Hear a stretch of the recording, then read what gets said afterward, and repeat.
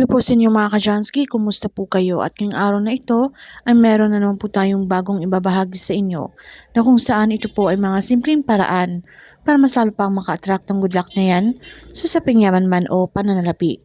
So bago po natin simulan ng anumang ritual, ay nais ko lang lamang pong ipromote sa inyo mga ka-Jansky para po sa mga gustong umorder sa atin ng mga pampaswerte na yan sa inyong mga negosyo, sa inyong trabaho, or sa inyong mga career. O kung kayo po ay mahiling maglaro ng anumang uri ng sugal, meron po tayong mga pampaswerte. Mag-PM lamang po kayo sa akin. So ngayon po ang ituturo natin ritual, ito po ay malakas mag-attract ng pera o pananalapi. Ito rin po ay mainam na pang-proteksyon, okay, sa mga negative energy. So gamit lamang po yung isang siling labuyo at isang uling, okay? Isang uling at isang siling labuyo.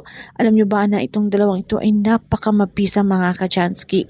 Lalo na po na kung gusto nyo pong makapag-attract ng swerte sa pera, especially po kung kayo po ay mananaya ng loto or kayo po ay naglalaro ng sugal, okay?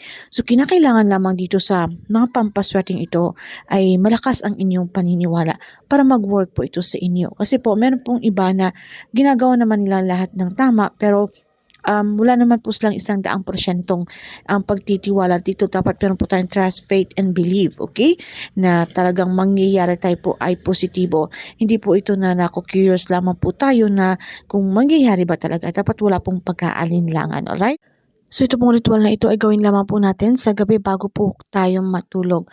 Maghanap po tayo ng parte sa ating pamamahay na kung saan tayo po ay komportable, dapat wala pong mga distraction. Make sure na naka-off po ang inyong mga telebisyon, ang inyong mga radyo, nakasalin po ang inyong mga phone para po tayo ay makapag-focus. So kapag ready na, ay gawin na po natin ang ritual na ito. So maghanda lang po tayo ng isang siling labuyo at isang uling mga ka-Jansky. Kahit isang yung maliit na portion na uling lamang po, alright? And then kailangan din po natin dito ng red pouch ng ating lalagyan. O kung wala naman po ay yung pulang tela. Okay, tahiin lamang po natin sa bawat side nito para hindi po maglaglag yung itong ating sangkap. And then yung ating sili po, okay, pwede nyo pong ilagay muna sa maliit na plastic bago po ninyo isilid dito sa ating pulang tela. Alright? So kapag nasilid na po natin itong ating sili at yung ating uling dito sa ating mga red pouch ay ready na po at tayo na po ay mag-manifest. So dasalan lamang po natin itong mga ka-Jansky para po mas lalong ma-activate ang energy, okay? So hawakan nyo lamang ito sa inyong mga palad at tayo po ay magdasal. So isang ama namin at isang sumasampalataya ako kung kayo po ay Katoliko. Pero kung iba naman po ang inyong relihiyon ay wala pong problema, pwede nyo pong sabitin ang inyong mga sariling dasal. O kung kayo naman po ay mga Katoliko at hindi nyo po kabisado ang dasal na ito, ay pwede nyo pong gamitin na lamang po ang inyong mga personal na dasal. Basta ang importante naman dito mga ka-Jansky, tayo po ay sincere, tayo po ay taus-puso kapag tayo po ay nakikipag-usap, okay, or nakikipag-communicate kay universe. And then sabitin na po natin yung ating mga intensyon kung bakit po natin ginagawa ang ritual na ito, okay? So ano man po yung mga problema natin sa usaping pananalapi, okay? So halimbawa po dito po halimbawa gusto nyo pong mahis yung jackpot, okay, sa pagtaya ng loto. So alam naman po natin na ang pagtaya ng loto ay ito po ay isang uri ng sugal, pero syempre hindi naman po dapat natin abusuhin.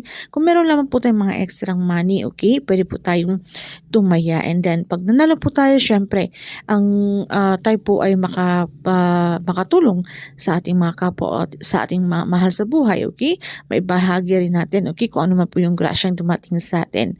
So kahit ano po yung mga problema nyo po sa usaping panalapi, pwede nyo pong sambitin at pagkatapos ay i-claim o i-affirm nyo na po sa inyong mga sarili ang mga swerteng darating sa inyo. Sambitin lamang po natin yung ating mantra, "Thank you universe, now I'm ready to receive the blessings." And then pagkatapos ito mga ka-Jansky ay ito pong ating ritual ay ilagay nyo po muna ito, isiksik nyo po muna ito sa inyong mga punda or sa ilalim ng inyong mga unan, okay? Tapos tayo po ay matutulog.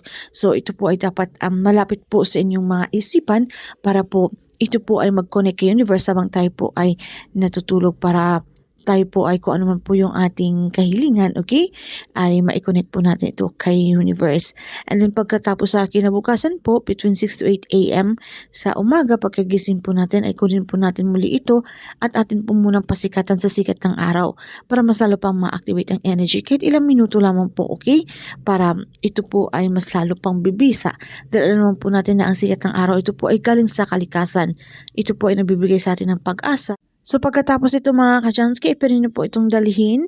Okay, ilagay niyo lamang po ito sa inyong mga pitaka, sa inyong mga bulsa, or sa inyong mga pouch. Ilagay niyo lamang po ito. Dalhin niyo po ito lalo na po kung may mga transaksyon kayo na may kinalaman sa pera. Kung kayo po ay mga negosyante, pwede niyo po ito mga ka-Jansky kung kayo po ay mga nag-a-apply ng trabaho, ito rin po ay isang good luck, okay? Na para po tayo ay swertihin sa anuman yung mga mahalagang lakad na ating gagawin, or kung kayo po ay maglalaro ng sugal mga ka-Jansky, pwede niyo po itong himasin-masin, okay? Bago po kayo maglaro or kayo po ay tataya ng loto. So dapat ito pong pampaswerte ritual ay kailangan po ang nakakaalam mga ka-Jansky. Huwag po natin dapat itong ipaalam para hindi po mawala ang bisa nito. At ito po ay mainam din kapag tayo ay maglalakbay, pupunta po tayo sa isang lugar na hindi po natin alam, okay? Baka po kasi yung mga negative energy ay malipat sa atin, di ba? Yung mga evil eye na yan, yung mga inggit, di ba? Hindi natin alam, okay? So para po tayo ay magkaroon ng protection. So ayun lamang po mga ka-Jansky, good luck po sa inyo, at kung meron po kayong mga katanungan or hindi man masyadong klaro sa inyo ay pag-comment na lamang po sa ibaba. And then mga ka-Jansky, dapat po ay sabayan po natin ito ng pagsusumikap. Kapag ginagawa po natin ang anumang ritual, ito po ay isang gabay o inspirasyon lamang. So nasa atin pa rin po ang may control at tayo pa rin po ang gumagawa ng ating kapalaran. Nasa ating kamay ang tagumpay mga ka-Jansky. So dapat huwag po tayong maging tamad at umasa na lamang po kung kailan po darating ang grasya, okay? So dapat po wag lamang po natin i-mind na tayo po ay atat na kailan ba darating yung swerte na yan. Wag lahayaan nyo lamang po na si universe ang siyang gagaw nito para sa'yo, okay? Dahil kung deserve mo po yan, ito po ay mangyayari. So yun lamang po mga ka-Jansky, maraming salamat sa inyong walang sawang pagsuporta dito sa ating channel. I need to say bye now. Keep safe everyone. Bye mga ka-Jansky.